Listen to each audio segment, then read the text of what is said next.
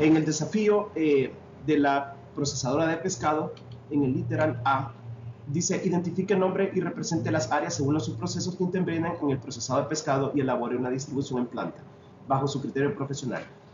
Bueno, para esta layout se utilizó el programa Draw.io, donde a nosotros, básicamente como grupo, hemos identificado, como menciona en el documento, el muelle, el lago, tenemos el muelle, que es el muelle de recepción, fileteado, calidad, empaque sellado, almacenamiento, muelle de entrega, y también tenemos las áreas auxiliares como torre de enfriamiento, el área residual para la harina de pescado y la planta de tratamiento. Todo lo demás será explicado en el literal B. Hola, buen día. Yo explicaré el literal B que va dependiendo del layout que se hizo anteriormente y es este diagrama en el que mostramos el recorrido de la procesadora de pescado desde su llegada hasta la entrega final. Todo inicia en el muelle de recepción, que es el número 1, donde el producto fresco es descargado y pesado en la báscula, que es el número 2, para llevar el control del lote. Después, el pescado se almacena temporalmente en tinas con hielo a temperaturas cercanas a 0 °C, que sería el número 3, lo que ayuda a preservar su frescura.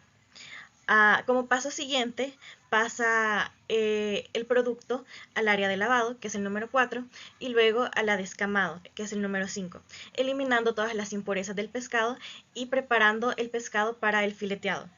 En la zona de fileteado, que es el número 6, los operarios separan los filetes que después pasan a la mesa de fileteado, que es el número 7, y a la de inspección de calidad, que es el número 8 y 9, donde es que se revisa que se cumplan con los estándares sanitarios y una vez todo esto ya aprobado, el producto se traslada a las mesas de empaque. En el número 10, donde se colocan en envases y posteriormente se sella herméticamente. En el número 11, siempre procurando mantener la cadena de frío, ¿verdad? El pescado empacado pasa al área de almacenamiento de producto terminado, que es el número 12, a 0 °C hasta su despacho. Antes de la entrega se realiza un enfriamiento rápido, el número 13, y si es para almacenamiento prolongado o exportación, pasa al área de congelación, que es el número 14, donde se mantiene aproximadamente a menos 20 °C o menos. Y finalmente, el número 15 es donde el producto es llevado al muelle de entrega, desde donde sale en vehículos refrigerados a su destino. Todo este proceso que nos garantiza una seguridad alimentaria y la alta calidad del pescado, cumpliendo con sus normativas internacionales de inocuidad y eficiencia en la industria pesquera. Ahora, siguiendo con el desarrollo de la fase 2, tenemos el flujograma vertical de los subprocesos y las operaciones en elaboración de la harina de pescado en base a sus desperdicios, en el cual básicamente se inicia con la recolección y la selección de la materia prima, que es recoger la llegada de los desperdicios del pescado, tales como las cabezas, las espinas, la piel, las vísceras y otros recortes que este mismo pescado puede traer. Por consiguiente, sería el retiro de materiales, cualquier tipo de material extraño o impurezas que puede traer, como por ejemplo plásticos, anzuelos, entre otros materiales que pueden haber sido utilizados para la caza del pescado. Siguiendo con el pesado y el registro de la cantidad recibida, ya que tenemos que tener un orden y un control del material que entra y sale. Luego de esto, de la recolección, podemos decir que iniciamos el proceso de la harina, que inicia con la molienda o la trituración de estos desperdicios, que básicamente es la reducción de tamaño de las partes del pescado a través de un molino o un triturador, que eso nos va a ayudar, nos va a facilitar el calentamiento y el prensado posterior.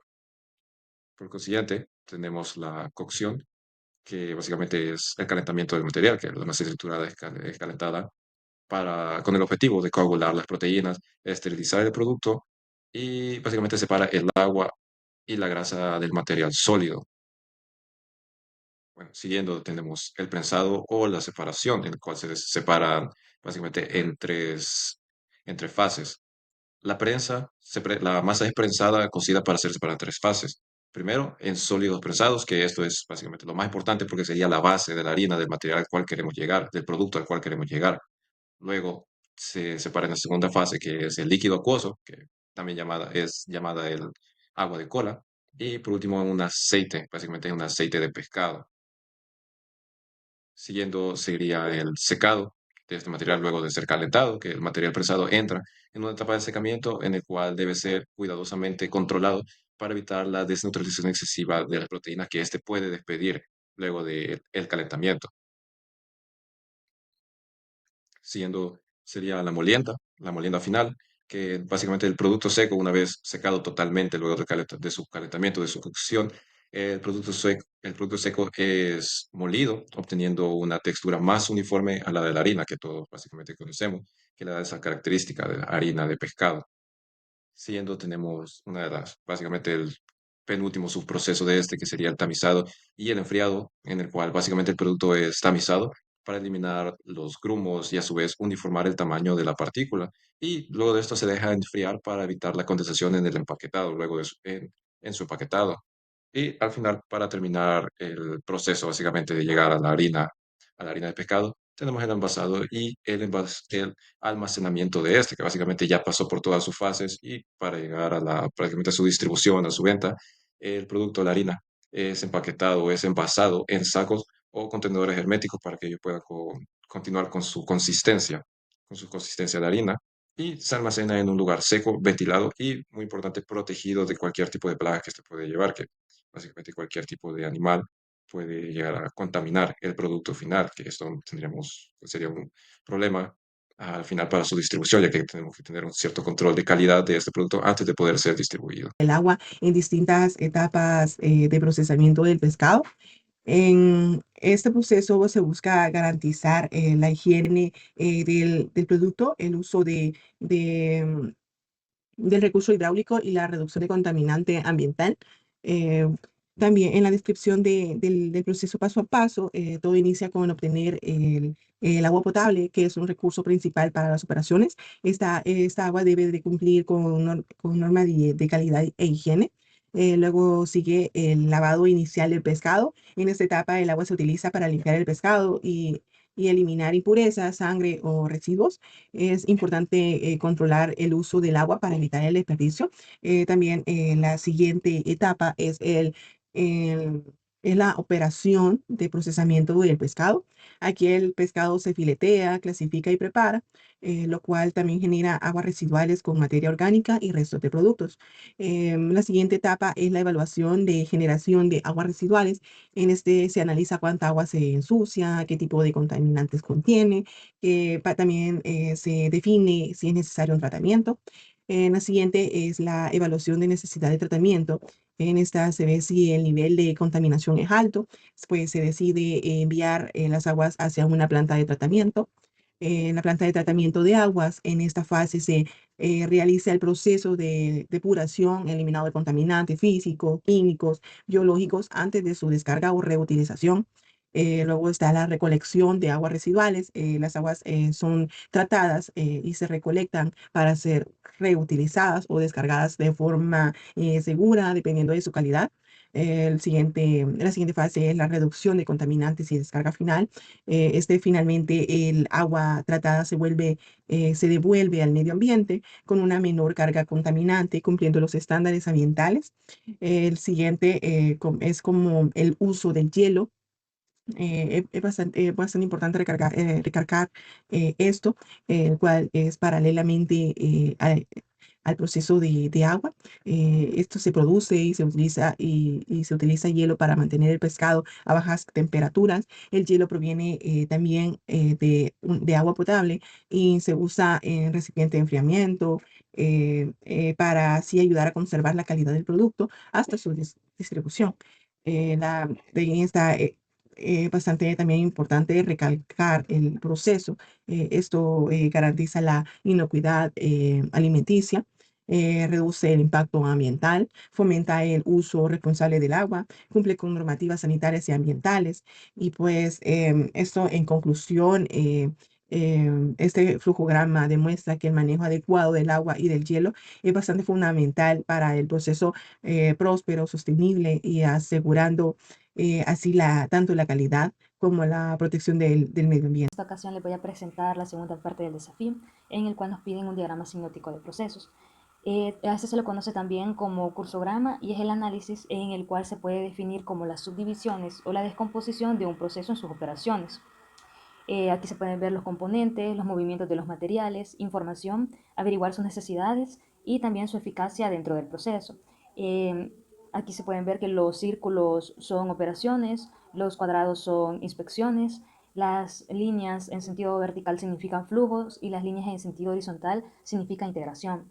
Integración de materiales, integración de subensambles, y en el área de operaciones podría ser todo aquello que interfiere con la pieza que se está realizando.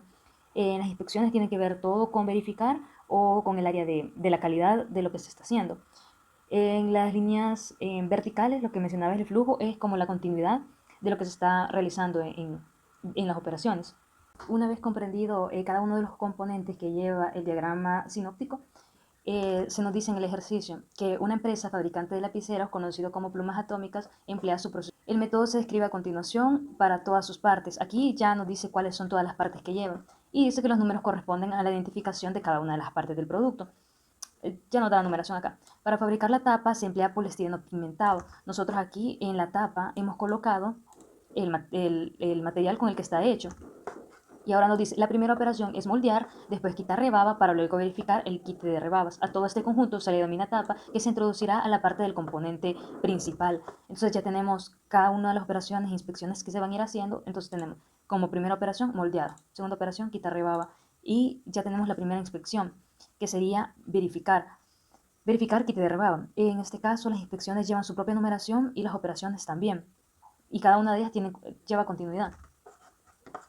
Ya siguiendo con lo que nos dice, para fabricar el botón se emplea poliestireno pigmentado, también el mismo material, y colocamos ya esta parte del botón. Aquí se tiene que resaltar que estamos poniendo la tapa como una operación principal y no se puede dar continuidad si hay otra operación o hay otro subensamble que va integrado a ese. Entonces por eso no se le puede dar continuidad. Frena hasta este punto y seguimos con la siguiente operación. Entonces ya sería moldear la tercera y ya tendríamos otra inspección. Aquí ya, la cual sería la segunda. Esa sería nuestra tercera operación. Y se realiza en una sola operación de moldeo seguido de una inspección. Luego es enviado a la unión final para fabricar la muela.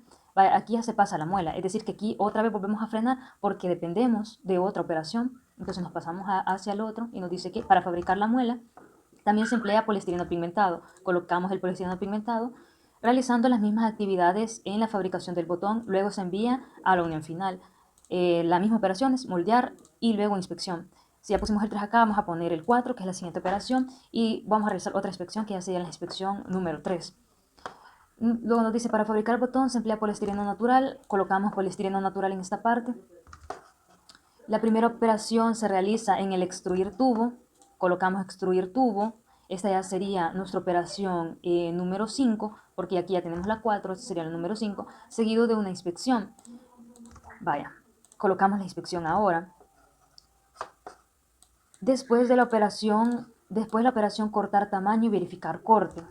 Tenemos cortar tamaño y ahora esta es una verificación. Entonces aquí ya no es una sola operación, sino que cortamos y luego verificamos el corte. Eso ya lo que estamos haciendo es ver la calidad, o sea, es una inspección. Luego a la pieza se le reúnen los siguientes materiales, remache y tinta. Colocamos una flecha, como dijimos, flechas horizontales que significan integración, es decir, entró remache más tinta. También se puede destacar en esta parte que si el remache y la tinta son comprados, en esta parte también se puede haber sacado y ponerle de que tendría que haber una inspección para que entren estos materiales. Pero como el proceso en este caso no lo describe de esta manera, de que una inspección, vamos a asumir de que previamente había una inspección y luego solo se integraron. Aunque también sería bueno agregarle que hubo una inspección antes de eso. El tubo a la operación remache punto y llenar tinta, seguido de una inspección. Entonces, remachar punto y llenar tinta tubo, luego sigue una inspección y luego remachar tubo. Remachamos tubo. Todo el conjunto se le denomina tubo, que se unirá a la parte del componente principal. Eso lo vamos a dejar de último. Entonces aquí dice tubo, todo esto se une al tubo, todas estas operaciones. El cuerpo se fabrica empleando poliestireno pigmentado. Colocamos aquí en el cuerpo poliestireno pigmentado. Y las primeras operaciones es moldear y las siguientes quitar rebaba. Colocamos moldear, quitar rebaba, verificación. Colocamos nuevamente, que es otra inspección que se realiza. La pieza terminada se envía a la unión final. Luego, la primera operación de la unión final es armar la tapa, en donde se introducen las partes del botón, muela y tapa. En este caso, si ya nos podemos pasar para acá. Y aquí nos dice algo bien importante que dice botón, muela y tapa. O sea, sería botón, muela y tapa. Todo esto se une a la tapa. Entonces, ¿quién manda aquí? Es la tapa. Porque dice que va a venir el botón que se va a unir a la muela y a la tapa. estos dos integran esta parte de acá. Como dije que no podemos pasar de este punto porque habían otros subensambles que dependían de esta operación, ahora sí ya podemos darle continuidad a ese punto e integrarlo todo acá, integrar la parte 4, 5, que se va a integrar toda en la parte 1, en la tapa. La segunda operación de la unión final se le denomina ensamble de pluma, y en esta fase se introduce la unión anterior, es decir, que viene esta de acá, que no podemos darle continuidad porque depende de otras operaciones, y en esta fase se introduce a la unión anterior las partes del tubo, resorte y cuerpo. Entonces aquí ya tenemos tubo, resorte y cuerpo. Todas estas que vienen desde acá se integran hacia esta parte de acá. Entonces, hasta este punto, ya las tres se integraron con la línea horizontal a esta parte de acá. Ya podemos darle continuidad a la siguiente operación, que viene desde la tapa que ya la tenemos ensamblada acá. Se termina de ensamblar aquí, tapa, tubo, resorte y cuerpo. Luego nos dice la siguiente es efectuar prueba de verificar la inspección.